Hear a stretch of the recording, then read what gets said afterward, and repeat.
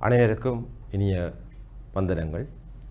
மற்றொரு டான் கல்வி சேவை நிகழ்ச்சியுடன் உங்களுடன் தொடர்பு கொள்வதில் நான் மிகவும் மகிழ்ச்சி அடைகின்றோம்.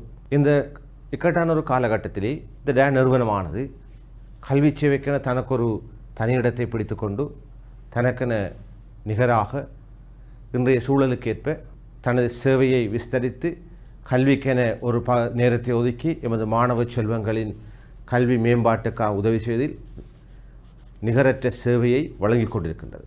அந்த வகையில் நான் கணித பாட அலகொன்றுடன் உங்களை இன்று சந்திக்க இருக்கின்றேன். இன்று உள்ள பாடசாலைகளற்ற சூழலிலே ஆன்லைன் என சொல்லக்கூடிய கல்வி மேம்பட்டு கொண்டிருக்கின்ற காலகட்டத்திலே இவர்களின் சேவை உன்னதமாக பார்க்கப்படுகின்றது. ஆகவே அந்த வகையிலே டான் நிறுவனத்தின் கல்வி பிரிவின் மற்றொரு கல்வி நிகழ்ச்சியில் உங்களை சந்திப்பதில் பெருமகிழ்ச்சி அடைகின்றேன். தரம் 6க்கான மற்றொரு அலகில் நான் உங்களுடன் இணைந்து கொள்கின்றேன். தரம் 6 தவணை 3 18வது அலகு அட்சரகணித கோவைகளை அமைத்தலும் பிரதியிடலுமாகும். இந்த அலகில் நாங்கள் இன்று நிறைய விடயங்களை பார்க்க இருக்கின்றோம். ஏற்கனவே முந்தைய அத்தியாயங்களிலே இந்த அட்சரகணிதம் எவ்வாறு உருவாகின்றது, அட்சரகணியங்கள் எப்போது பயன்படுத்தப்படுகின்றன, அட்சரகணியங்கள் நாங்கள் எவ்வாறு பயன்படுத்துகின்றோம், எவ்வாறான சந்தர்ப்பங்களில் பயன்படுத்துகின்றோம் என்ற விடயங்களை நாங்கள் உன்னிப்பாக கவனித்திருந்தோம். அந்த சமன்பாட்டின் அந்த விடயத்தின் தொடர்ச்சியாக இன்று நாங்கள் அட்சரகணித கோவைகளை அமைத்தல் என்னும் பாடத்தில் வந்திருக்கின்றோம். ஆகவே அன்பார்ந்த மாணவர்களே, முன்னைய பாடத்தை நீங்கள் திறம்பட கற்றிருப்பீர்கள், சிறப்பாக செய்திருப்பீர்கள். அதில் பூரண விளக்கம் உங்களுக்கு தரப்பட்டுள்ளது. அந்த விளக்கங்களுடன் நாங்கள் இன்று அட்சரகணித கோவைகளை அமைக்கப் போகின்றோம். பிரதியிட்டு அதுக்கான பெருமானங்களை காணப்போகின்றோம். அட்சரகணித கோவையை நாங்கள் எவ்வாறு அமைப்பது என்ற விடயத்தோடாக பார்க்க போகின்றோம். பாருங்கள், இந்த அட்சரகணித கோவை எப்போது பயன்படுத்தப்படுகின்றது பாருங்கள். மாலாவிடம் உள்ள புத்தகங்களை பார்ப்போம். 3 புத்தகங்கள் காணப்படுகின்றன மாலாவிடம். இன்னும் ஒருவரிடம் பாருங்கள், கமலாவிடம் உள்ள புத்தகங்களை பாருங்கள். கமலாவிடம் எத்தனை புத்தகங்கள் வருகின்றன பார்ப்போம். கமலாவிடம் 4 புத்தகங்கள் கிடைக்கப்பட்டிருக்கின்றன. இப்போது மொத்தமாக உள்ள புத்தகங்களை கணக்கிடுவோம். மொத்தமாக உள்ள புத்தகங்கள் எத்தனை என்பதை நான் சொல்லும் போது உங்களுக்கு புரிந்திருக்கும். ஆமாம், 7 புத்தகங்கள் காணப்படுகின்றன. இது சாதாரண ஒரு கணிதம். இங்கு நாங்கள் எவ்வாறு அட்சர கணிதத்தை பயன்படுத்த போகின்றோம் என்று நாங்கள் இங்கு பார்க்க இருக்கின்றோம். பாருங்கள், இந்த அட்சர கணிதம் இதுக்குள் எவ்வாறு புகுத்தப்படுது என்பதை கமலா ஏற்கனவே 4 அப்பியாச கொப்பிகளை புத்தகங்களை வைத்திருக்கின்றார். அவருக்கு கொப்பிகள் அடங்கிய ஒரு பொதி ஒன்று கிடைக்கப்படுகின்றது. பாருங்கள், அவருக்கு கொப்பிகள் அடங்கிய பொதி ஒன்று கிடைக்கப்படுகின்றது. கமலாவிடம் ஏற்கனவே நீங்கள் பார்த்தது போன்று 4 புத்தகங்கள் உள்ளன. இப்போது அவருக்கு ஒரு பொதி ஒன்று கிடைக்கப்பட்டிருக்கின்றது. இந்த பொதியினுள் எத்தனை புத்தகங்கள் உள்ளன என்பது தெரியாது. ஆகவே இந்த பொதியில் உள்ள புத்தகங்களை கமலாவிடம் ஏற்கனவே 4 புத்தகங்கள் இருந்தன என்பது உங்களுக்கு தெரியும். இப்போது பாருங்கள், அவரிடம் உள்ள 4 புத்தகங்களுடன் சேர்த்து அவருக்கு ஒரு பொதியொன்று கிடைத்துள்ளது. இந்த பொதியினுள் எங்களுக்கு எத்தனை புத்தகங்கள் உள்ளது என்பது எங்களுக்கு தெரியாது. இதுக்குள் 5 இருக்கலாம், அல்லது 6 இருக்கலாம், அல்லது 7 இருக்கலாம், அல்லது 10 இருக்கலாம். இவ்வாறு இதுக்குள்ள பொதியில் உள்ள புத்தகங்களின் எண்ணிக்கையை எங்களால் கூற முடியாது.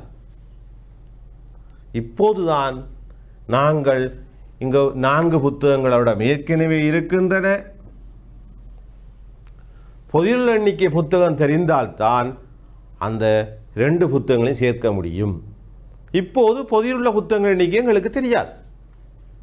ஆகவே அன்பார்ந்த மாணவர்களை, இவ்வாறு தெரியாத கணியங்களுக்கு நாங்கள் கடந்த வகுப்பிலே அட்சர கணியங்களை பயன்படுத்துவோம் என கற்றிருக்கின்றோம். ஆங்கில எழுத்துக்களான ஏயிலிருந்து சட்வரையான ஆங்கில எழுத்துக்களை நீங்கள் எழுத முடியும், பயன்படுத்த முடியும் பார்த்திருக்கோம், ஓவை தவிர்த்து. இப்போது நாங்கள் பொதியுள்ள புத்தகங்கள் எண்ணிக்கையை நாங்கள் என்னென்ன கருதி கொள்வோம். இப்போது பாருங்கள், பொதியுள்ள புத்தகங்களை நாங்கள் என்னென்ன கருதினால் பாருங்கள், 4 புத்தகங்கள் இருக்கின்ற பொதியுள்ள. இப்போது கமலாவுள்ள அப்பியாச புத்தகங்களின் எண்ணிக்கை என்னென்ன பார்க்க போகின்றோம். பாருங்கள், பொதியில் உள்ள அப்பியாச புத்தகங்கள் எண்ணிக்கை தெரியாத ஒரு கணியமாக இருப்பதனால் அதனை பாருங்கள், அதனை நான் குறிப்பிட்டது போன்று என் என குறிப்பிட்டது போன்று நான் குறிப்பிட்டது போன்று என் என கருதி இருக்கின்றோம். பாருங்கள், என் என கருதி இருக்கின்றேன். நீங்கள் இந்த இடத்திலே ஆங்கில எழுத்து ஏயிலிருந்து சட் வரையான ஆங்கில எழுத்துகள் நீங்கள் எதனையுமே பயன்படுத்தலாம். ஆகவே இந்த இடத்திலே நீங்கள் ஓவை தவிர எந்த எழுத்தையும் பயன்படுத்தலாம். ஓவானது பூஜ்ஜியத்துக்கு சமனாக இணையாக பார்க்கப்படுவதால் அதை நாங்கள் 22 ஓண்டு வாசிக்க மாட்டோம், 20 என வாசிப்போம்.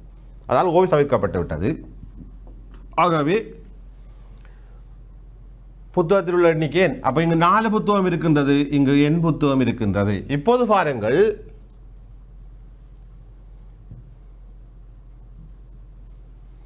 கமலாவிடம் உள்ள அபியாச புத்தகங்கள் 4, பரிசு பொதியுள்ள அபியாச புத்தகங்கள் எண்ணிக்கை எண். ஆகவே இப்போது கமலாவிடம் உள்ள புத்தகங்களின் எண்ணிக்கையை கவனியுங்கள், 4 சக எண். இந்த 4 சக எண் 4 சக எண்ணைத்தான் நாங்கள் அட்சர கணித கோவை என கருதுகின்றோம். ஆகவே பாருங்கள், ஆரம்பத்திலே கமலாவிடம் 4 புத்தகங்களும் விமலாவிடம் 3 புத்தகங்களுமாக மொத்தம் 7 புத்தகங்கள் இருந்தன. கமலாவிடம் உள்ள 4 புத்தகங்களுக்கு மேலதிகமாக அவருக்கு ஒரு பொதிய புத்தகங்கள் அடங்கிய பொதிய ஒன்று கிடைத்தது. ஆனால் இந்த பொதியை திறந்து பார்க்கவில்லை, பொதிக்குள் எத்தனை புத்தகங்கள் இருப்பது என்பது தெரியாது. ஆகவே இவ்வாறு சந்தர்ப்பத்திலே பொதியுள்ள புத்தக எண்ணிக்கை நாங்கள் தெரியாத கணியங்களை பயன்படுத்துவதற்காக என்னென்ன எழுத்தை பயன்படுத்தி இருக்கின்றோம், அட்சர கணித கோவையை. ஆகவே பொதியுள்ள புத்தகங்கள் எண்ணிக்கை மொத்தமாக 4 சக எண். இதைத்தான் நாங்கள் எங்கள் தலையங்கத்தில் குறிப்பிட்டது போன்று அட்சர கணித கோவை என அழைக்கின்றோம். இதைத்தான் நாங்கள் சொல்கின்றோம், அட்சர கணித கோவை. இதுவே அட்சர கணித கோவை. ஆகவே ஒரு ஆங்கில எழுத்தும் ஒரு எண்ணும் இவ்வாறு ஒரு கணித செய்கைக்கு உட்படுத்தப்படும் போது இந்த அட்சர கணித கோவைகள் பெறப்படும். ஆகவே அட்சர கணித கோவை எப்போது பெறப்படும் என்பது உங்களுக்கு விளங்கியிருக்கும். அன்பார்ந்த மாணவர்களுக்கு இந்த அட்சர கணித கோவை பற்றிய விளக்கம் தெளிவடைந்திருக்கும். மேலும் இவ்வாறு ஒரு சந்தர்ப்பத்தை கவனிப்போம். அட்சர கணித கோவையிலே மேலும் ஒரு கோவை ஒன்றை உருவாக்கும் வழிமுறையை கவனிப்போம். பாருங்கள், ஒரு சின்ன சொல்லப்பட ஒரு சாடியிலே அல்லது ஒரு பேணியிலே நிறைய குண்டுகள் காணப்படுகின்றன. பார்த்தீங்களா, இங்கே பல எண்ண முடியாத அளவு நிறைய குண்டுகள் இங்கு காணப்படுகின்றன. இதிலிருந்து 3 குண்டுகள் எடுத்து வெளியே எடுத்து 3 குண்டுகள் இங்கு வெளியே எடுத்து வைக்கப்படுகின்றது. 1 2 3 குண்டுகள் இங்கு வெளியே எடுத்து வைக்கப்படுகின்றன. இந்த சாடியில் உள்ள மாவல்கள் எண்ணிக்கை நீங்கள் ஏன குறிப்பிடப்பட்டிருக்கின்றது. ஏன குறிப்பிடப்பட்டிருக்கின்றது. இங்கு எத்தனை மாவல்கள் தெரிய எண்ண முடியாத தெரியாத சந்தர்ப்பத்திலே நாங்கள் அட்சர கணியங்களை பயன்படுத்துவோம் என்பதை நாங்கள் கடந்த வகுப்புகளை காட்டியிருக்கின்றோம். ஆகவே அதன் அடிப்படையிலே உள்ள மாவல்கள் எண்ணிக்கை ஏ என கருதப்படும். நீங்கள் ஆங்கில எழுத்து எந்த எழுத்தையும் பயன்படுத்த முடியும். இந்த ஏ எண்ணிக்கையான குண்டுகளை உடைய சாடியிலிருந்து 3 குண்டுகள் இங்கு வெளியே அகற்றப்படுகின்றன. இப்போது சாடியில் எத்தனை குண்டுகள் இருக்கும் என பார்க்க போகின்றோம். பாருங்கள், சாடியில் உள்ள மாவல்கள் எண்ணிக்கை ஏ, வெளியே எடுக்கப்பட்ட மாவல் எண்ணிக்கை 3. இப்போது சாடி எஞ்சியுள்ள மாவல் எண்ணிக்கை A/3. சாடியில் எஞ்சியுள்ள மாவல் எண்ணிக்கை A/3. பாருங்கள், மேலும் ஒரு அட்சர கணித கோவை இங்கு உருவாக்கப்பட்டுள்ளது. ஆகவே சாடியிலிருந்து ஏ எண்ணிக்கையான சாடியிலிருந்து வெளியே ஒரு குண்டு எடுத்து வைக்கப்படுகின்றது. எடுத்து வைக்கப்படும் போது அங்கு மேலும் ஒரு அட்சர கணித கோவை உருவாக்கப்படுகிறது, A/3 என்று. ஆகவே ஆரம்பத்திலே நாங்கள் பொதியும் 4 இலக்கங்களையும் கூட்டி 4 சக என்ன பார்த்தோம். இப்போது மேலும் ஒரு சந்தர்ப்பத்தை அவதானித்திருக்கின்றோம். கழித்தல் கணித செய்கையுடன் ஒரு அட்சர கணித கோவை எவ்வாறு உருவாக்கப்படுகின்றது. ஆகவே அன்றாட வாழ்க்கையில் நீங்கள் இவ்வாறு பல அட்சர கணித கோவைகள் உருவாக்கக்கூடிய சந்தர்ப்பங்கள் காணப்படுகின்றன. பாருங்கள், உருவில் எஞ்சியுள்ள மாவல் எண்ணிக்கை அட்சர கணித கோவையாக கருதப்படுகின்றது. அதுதான் இங்கு A/3 என காட்டப்பட்டுள்ளது. மேலும் அட்சர கணித கோவைகளை எவ்வாறு உருவாக்கும் சந்தர்ப்பங்களை அவதானிப்போம். வகுப்பு ஒன்றில் உள்ள மாணவர்களின் எண்ணிக்கை, வகுப்பு ஒன்றில் உள்ள மாணவர்களின் எண்ணிக்கை y. பாருங்கள், மேலும் ஒரு அட்சர கணித கோவை ஒன்றை நாங்கள் உருவாக்கப் போகின்றோம். வகுப்பு ஒன்றில் உள்ள மாணவர்களின் எண்ணிக்கை y. இந்த வகுப்பிலே ஆண்கள் ஒரு பாடசாலையில் ஆண்கள் பெண்களுமாக இருக்கின்றன. ஒரு வகுப்பிலே அந்த வகுப்பில் மாணவர் எண்ணிக்கை என தரப்படுகின்றது. அதில் உள்ள ஆண்களின் எண்ணிக்கை 20, எனின் பெண்களின் எண்ணிக்கை யாதென கேட்கப்படுகின்றது. ஆகவே பார்த்தீர்களா இருந்தால் வகுப்பில் மாணவர் எண்ணிக்கை ஆகவே நீங்கள் ஆண்கள் எண்ணிக்கை போக மிகுதியானது பெண்களாக காணப்படும். ஆகவே நீங்கள் கழித்துகளாக இருந்தால் 20 என பெறப்படும். இப்போ மேலும் ஒரு அட்சர கணித கோவை உருவாக்கப்பட்டுள்ளது. பாருங்கள், இதன் விடையையும் கவனியுங்கள். பார்த்தீர்களா இருந்தால் இதை விடை y. மேலும் இன்னும் ஒரு உதாரணத்தை நாங்கள் இங்கு அவதானிப்போம். தற்போது கமலின் வயது T வருடங்கள். தற்போது கமல் என்பவருக்கு அவருடைய வயது T வருடங்கள் என குறிப்பிடப்படுகின்றது. 5 வருடங்களுக்கு முன்னர் அவரின் வயது என்ன என கேட்கப்படுகின்றது அட்சர கணித கோவையிலே. ஆகவே அன்பார்ந்த மாணவர்களே, இப்போது எனது வயது 20 என்று வைத்துக் கொள்வோம். 5 வருடங்களுக்கு முன்னர் எனக்கு 25 வயதாக இருந்திருக்கும், 15 வயதாக இருந்திருக்கும். 5 வருடங்களுக்கு பின்னர் எனது வயது 30ஆக மாறியிருக்கும். எனது வயது 20ஆக இருந்தால் 5 வருடங்களுக்கு முன்னர் வயது 15ஆகவும், 5 வருடங்களுக்கு பின்னர் எனது வயது 25ஆகவும் மாறியிருக்கும். அதேபோல் தற்போது கமலின் வயது T வருடங்கள். ஆகவே 5 வருடங்களுக்கு முன்னர் அவரது வயது என்னவாக இருக்கும் என்று நாங்கள் பார்க்க வந்தால் T/5. இங்கு மேலும் ஒரு அட்சர கணித கோவை உருவாக்கப்பட்டுள்ளது. ஆகவே பாருங்கள், இவற்றின் அட்சர கணித கோவையில் எவ்வாறு உருவாக்கப்பட்டிருக்கின்றதை. T/5. மேலும் இன்னும் ஒரு உதாரணத்தை கவனியுங்கள். பாடசாலை ஒன்றில் உள்ள பாடசாலையிலே 1000 மாணவர்கள் அங்கு இருக்கின்றார்கள். இதில் X எண்ணிக்கையான ஆண்கள், இந்த மாணவர்களிலே X எண்ணிக்கையான மாணவர்கள் ஆண்கள் காணப்படுகின்றார்கள். அப்போது பெண்களின் எண்ணிக்கை என்ன என்பதுதான் கேள்வி. இங்கு ஒரு அட்சர கணித கோவை நாங்கள் உருவாக்கலாம். பாருங்கள், ஆகவே எமது வகுப்பில் உள்ள மாணவர்கள், மொத்த மாணவர்கள் 1000 பேராக காணப்படுகின்றார்கள். X எண்ணிக்கையான ஒரு ஆண்களாக காணப்படுகின்றார்கள். ஆகவே நீங்கள் கழித்து விட்டால் மீதியமாக பெண்கள் வரும். ஆகவே இங்கும் ஒரு அட்சர கணித கோவை உருவாக்கப்பட்டிருக்கின்றது. ஆகவே அட்சர கணித கோவையை நாங்கள் உருவாக்கும் முறையும் அவை உருவாகும் முறையை நாங்கள் இங்கு பார்த்திருக்கின்றோம். ஆகவே ஒரு கணிதத்திலே அட்சர கணித கோவைகள் எவ்வாறு உருவாகின்றது, எவ்வாறான சந்தர்ப்பங்களில் உருவாகின்றது என்று பாருங்கள். 1000x. மேலும் ஒரு உதாரணத்தை கவனிப்போம். அடுத்தது நாங்கள் போக பிரதியீடு. இந்த பிரதியீடை பற்றி நாங்கள் ஆரம்பத்தில் பற்றிய பாருங்கள். ஒரு பிரதியீடு என்பது மிக முக்கியமானது.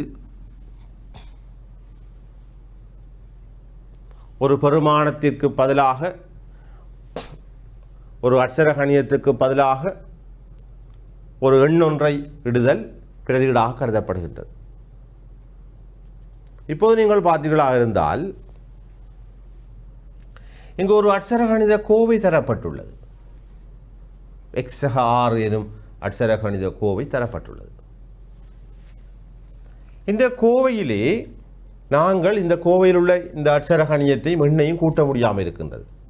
சாதாரணமாக நாங்கள் பார்த்தீர்களாக இருந்தால் 4 - 3 இருந்தால் நாங்கள் உடனடியாக 7 என கூறுவோம். ஆனால் இங்கு அவ்வாறு கூற முடியாது.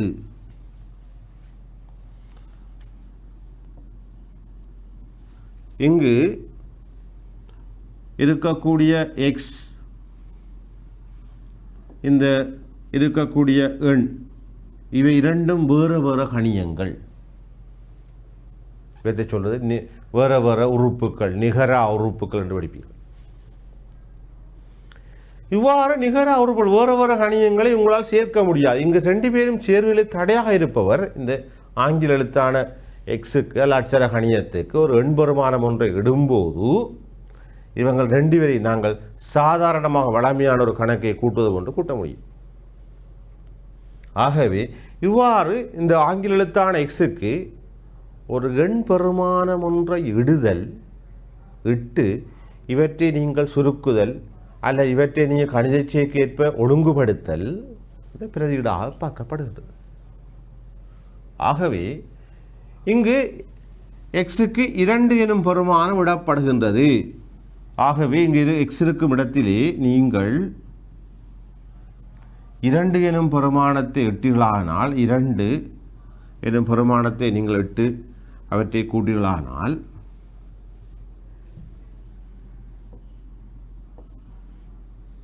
கூட்டீர்களானால் 6. இப்போது இங்கு விடை 8 பெறப்படும். பாருங்கள், அட்சரகணியமாக இருக்க கோவை ஒன்றை 2 வேறு வேறு உறுப்புகளாக இருக்கும்போது அவற்றை சேர்க்க முடியாதுள்ளது.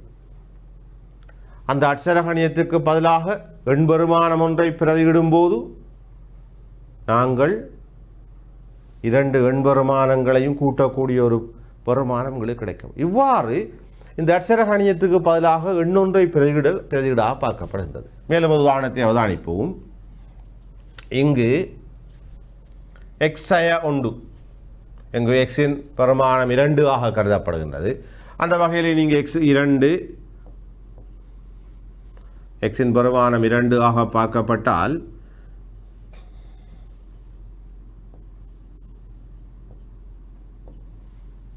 அதனால் விடை 1.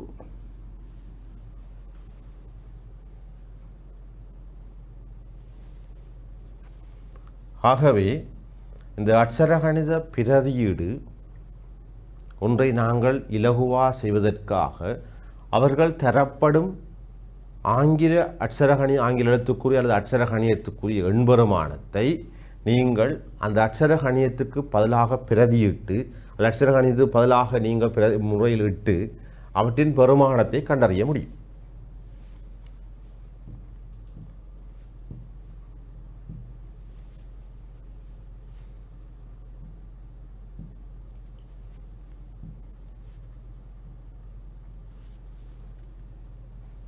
மேலும் ஒரு உதாரணத்தை கவனிப்போம்.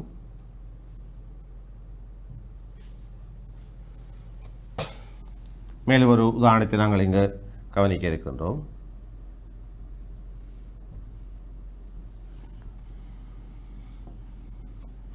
எக்ஸின் பெருமானம் 5 ஆக கருதப்படும் ஒரு சந்தர்ப்பத்தில் எக்ஸின் பெருமானம் 5 ஆக கருதப்படும் சந்தர்ப்பத்தில் ஒரு அட்சரகணித கோவையின் பிரதியீட்டு பெருமானத்தை எவ்வாறு நாங்கள் அறிய முடியும் என ஆராயப்படுகின்றோம். பாருங்கள்,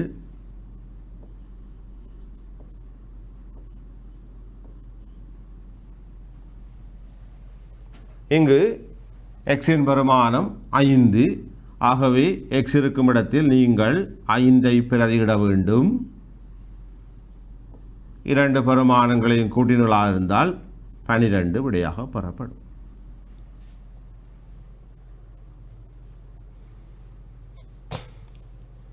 மேலும் இன்னும் ஒரு உதாரணத்தையும் அவதானியுங்கள்.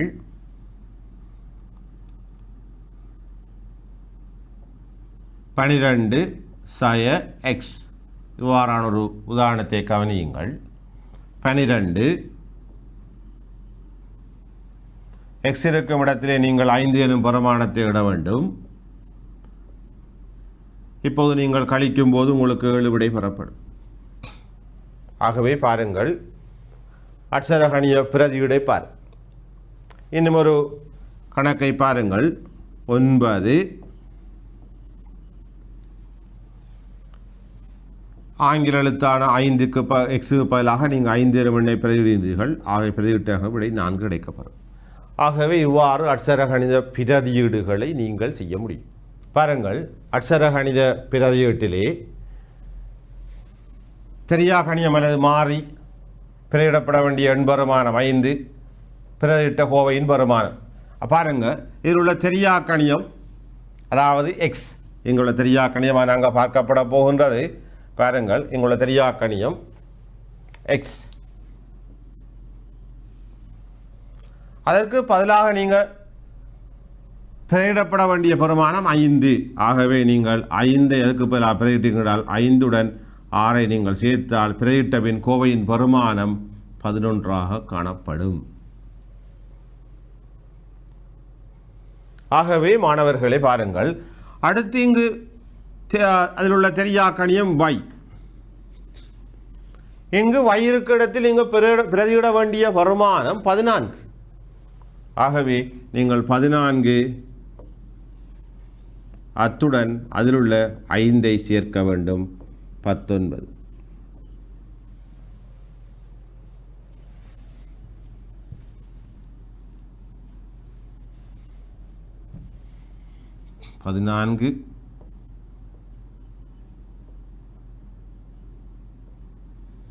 ஐந்தை நீங்கள் சேர்த்தால் அதில் கிடைப்பது 19.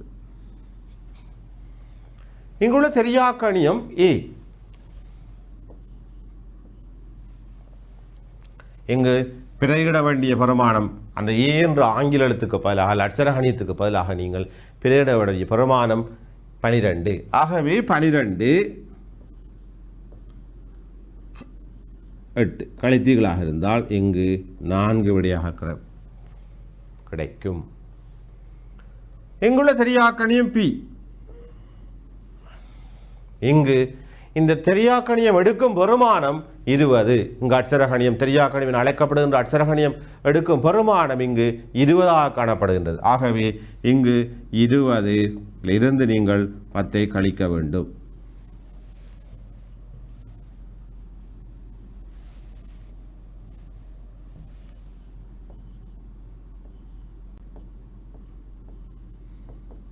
விடை 10.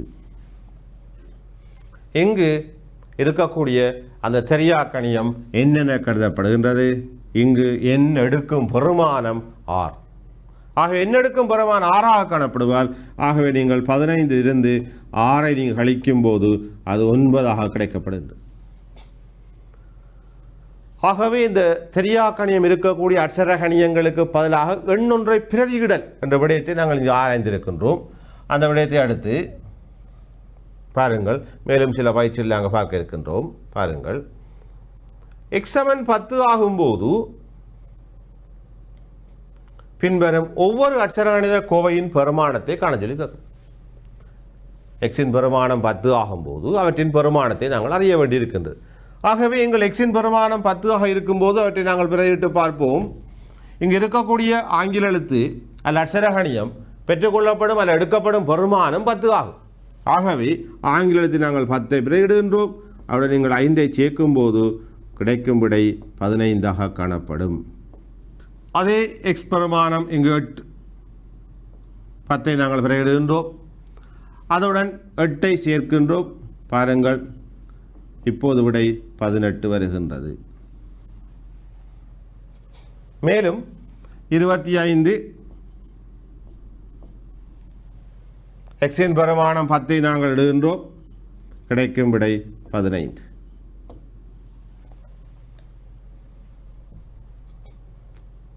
மேலும் அட்சரகணித கோவை பற்றிய சில முன்னெடுப்புகளை பார்க்க இருக்கின்றோம்.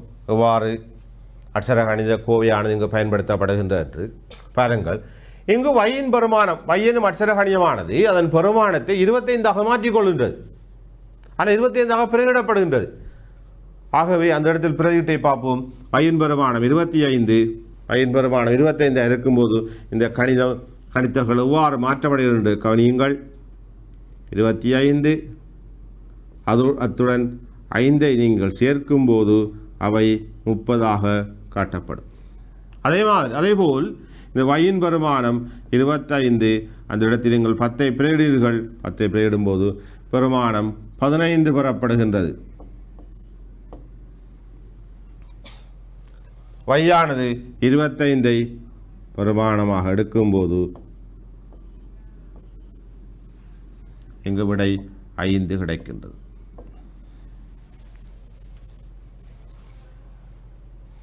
ஆகவே அட்சரகணித பிரதியிடல் என்பது அங்கு இருக்கக்கூடிய ஆங்கில எழுத்துக்கு பதிலாக எவ்வாறு இங்கு பிரதியிடப்படுகின்றது என நீங்கள் கண்டிருப்பீர்கள். மேலும் ஒரு உதாரணத்தை கவனியுங்கள்.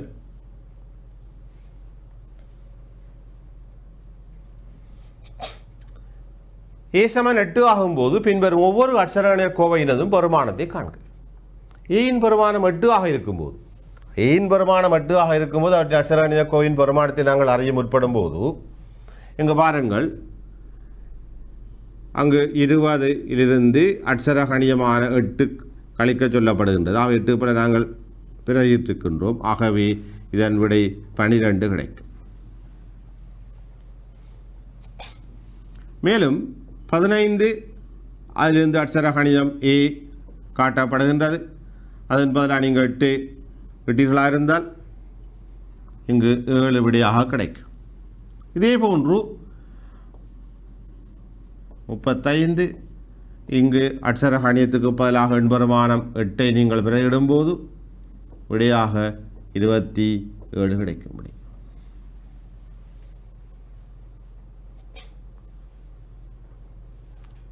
ஆகவே அட்சரகணித கோவை அட்சரகணித பிரதியிடலில் நாங்கள் இவ்வாறு பல விடயங்களை நாங்கள் அறிந்திருக்கின்றோம். இப்போது பாருங்கள், மேலும் ஒரு சில கணித்துகளை பார்ப்போம். இந்த அட்சரகணித கோவைகளை உருவாக்குவதில் மேலும் சில கணித்துகளை பார்ப்போம். தேங்காய் ஒன்றின் விலை எக்ஸ் ஆவதோடு 1 கிலோகிராம் சீனியின் விலை 110 ஆகின்றது. அப்போ தேங்காய் ஒன்று எக்ஸ் ரூபாய் ஆகின்றது, 1 கிலோகிராம் சீனி 110 ரூபாய் ஆகின்றது. ஒரு தேங்காயினதும் 1 கிலோகிராம் சீனியினதும் மொத்த விலையை காட்டும் அட்சரகணித கோவை எழுது. அப்போது நீங்கள் கவனியுங்கள், தேங்காய் ஒன்றின் விலை எக்ஸ் ரூபா, 1 கிலோகிராம் சீனி 110 ரூபா. ஆகிய ஒரு தேங்காயும் 1 கிலோகிராம் வாங்குவதற்கு அதற்கு எவ்வளவு தேவை என கேட்கின்றார்கள். ஆகவே ஒரு தேங்காய் வாங்குகின்ற விலை எக்ஸ் ரூபா, அத்தோடு 1 கிலோகிராம் சீனின் விலை 110 ரூபாய். ஆகவே கூட்டிகளாக இருந்தால் எக்ஸாக 110. ஆகவே இதற்கு தேவையான பணம் எக்ஸாக 110.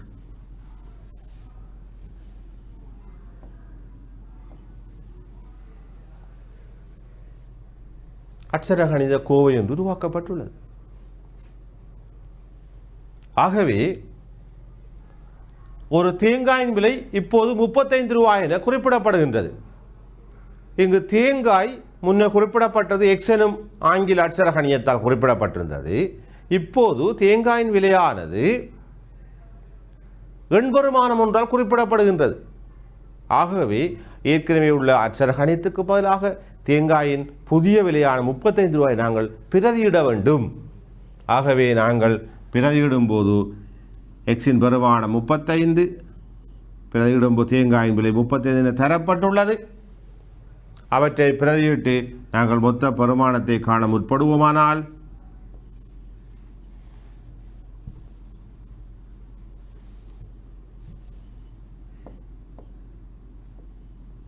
எமக்கு மொத்த விடை 145 ரூபாய் கிடைக்கும்.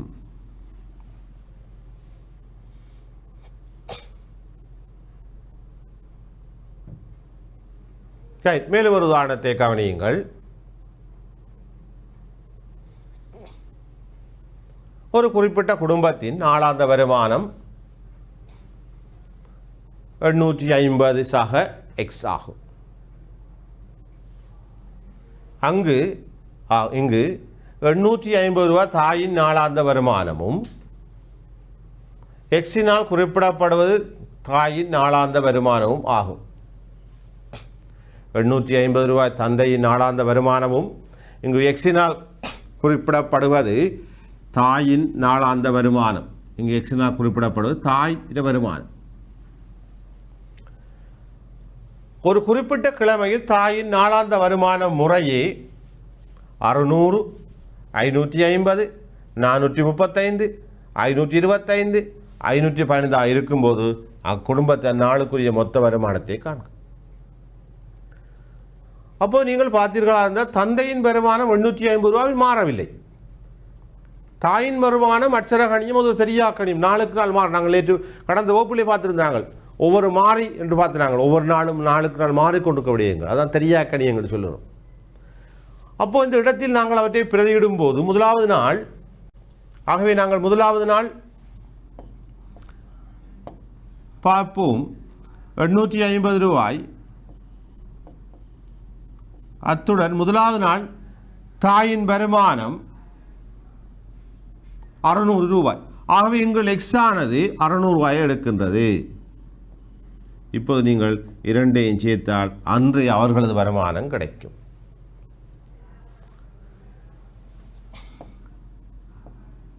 இதே போன்று இரண்டாம் நாள் நீங்கள் யோசித்துகளாக இருந்தால் தந்தையின் வருமானம் 850, அது மாற்றமடையாதொரு தொகை. தாயின் வருமானம் அது ஒரு மாற்றமடையும் தொகை. தாயின் வருமானம் இரண்டாவது நாள் 550 ரூபாயாக மாற்றமடைகின்றது.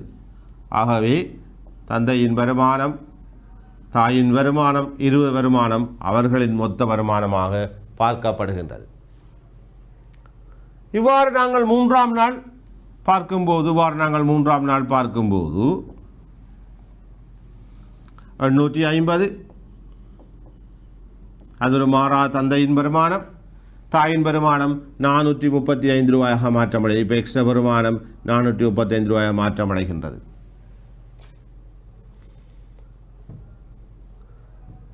இவ்வாறு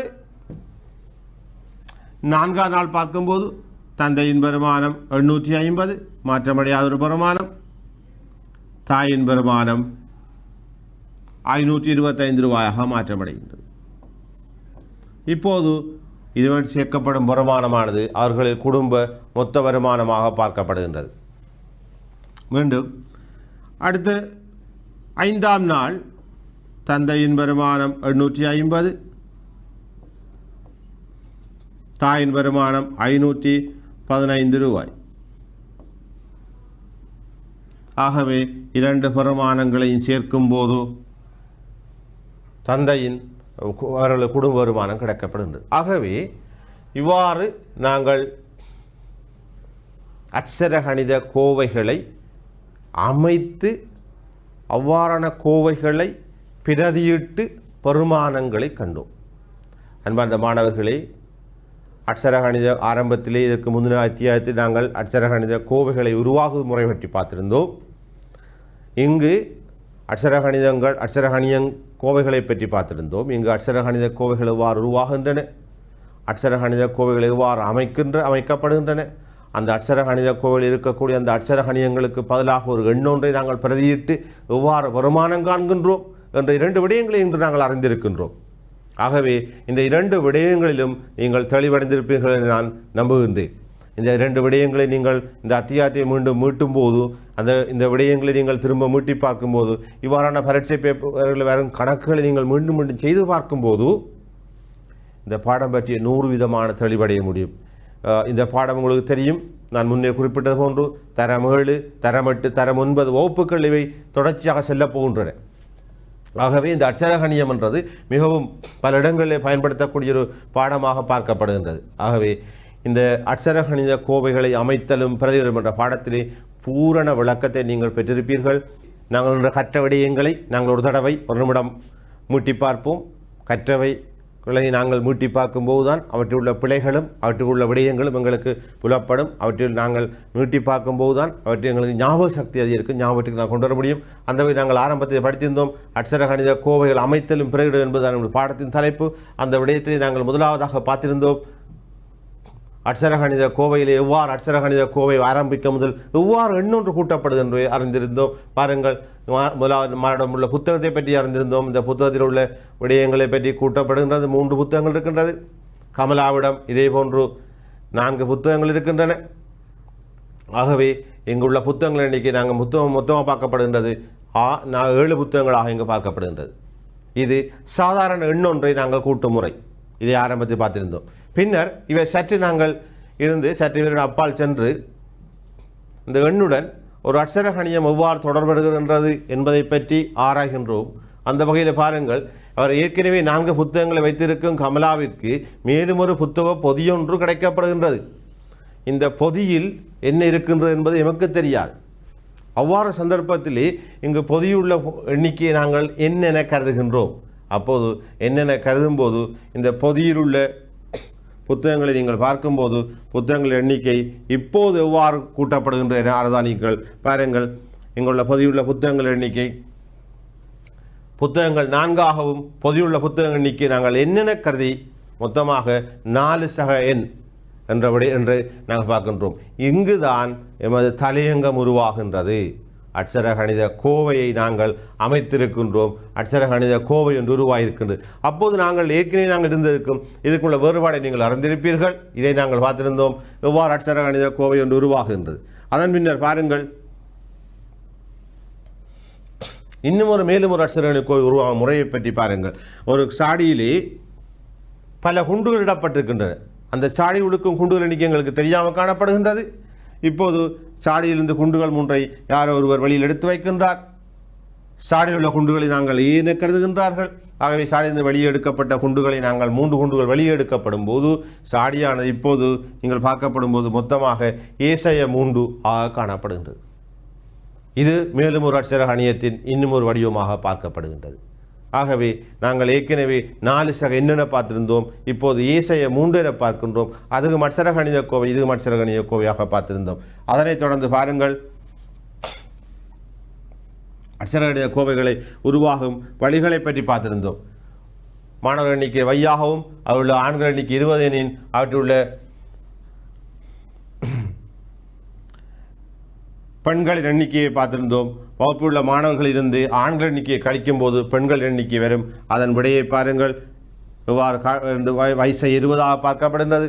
தற்போது கமலின் வயது T வருடங்கள் காணப்படுகின்றன. 5 வருடங்களுக்கு முன்னர் அவரது வயதை பற்றி ஆராய்ந்திருந்தோம். அப்போதும் ஒரு அட்சர கணித கோவை எங்களுக்கு கிடைக்கப்படுகின்றது. ஆகவே பாருங்கள், பாடசாலை ஒன்றுள்ள மாணவர்கள் 1000 பேர் இருக்கின்றார்கள். அதில் எக்ஸ் எண்ணிக்கை ஆண்களின் பெண்களும் ஒரு அட்சர கணித கோவையாக இங்கு காட்டப்படுகின்றது. பாருங்கள், 1000 எக்ஸ். ஆகவே இவ்வாறு அட்சர கணித கோவை அமைத்து பற்றி பார்த்திருந்தோம். அதனைத் தொடர்ந்து இந்த அட்சர கணித கோவை அமைத்தலுக்கு பின்னால் நாங்கள் அட்சர கணித பிரதியீடுகளை பற்றி ஆராய்ந்தோம். இந்த கோவைகளை நாங்கள் சேர்ப்பதில் உள்ள சிக்கல்களையும் கோவைகள் ஒன்றாக நாங்கள் கூட்டுவதில் உள்ள தடங்கல்கள் இல்லாமல் செய்வதற்காக அந்த அட்சர கணித கோவையில் உள்ள அந்த அட்சரகணியங்களுக்கு பதிலாக எண்ணொன்றை நாங்கள் இடுதல் பிரதியீடாக பார்க்கப்படுகின்றது. அந்த வகையிலே பாருங்கள், எக்ஸஹார் என்பது ஒரு அட்சர கணித கோவை. அந்த கோவையிலே எக்ஸுக்கு பல 2 எண்ணை பிரதியிட்டு எங்கள் அட்சர கணித கோவை பார்க்கப்படுகின்றது. ஆகவே அட்சர கணித கோவைகளை அமைத்தலும் பிரதியிடலும் என்ற இந்த பாடத்திலிருந்து பூரண விளக்கத்தை பெற்றிருப்பீர்கள். இந்த பூரண விளக்கத்தை அளித்த வகையிலே நான் திருப்தியுடனும் நீங்கள் இந்த விடயங்களை பெற்றதிலிருந்து நீங்களும் திருப்தியுடனும் இந்த விடயத்தில் நாங்கள் விடைபெறுகின்றோம். நன்றி.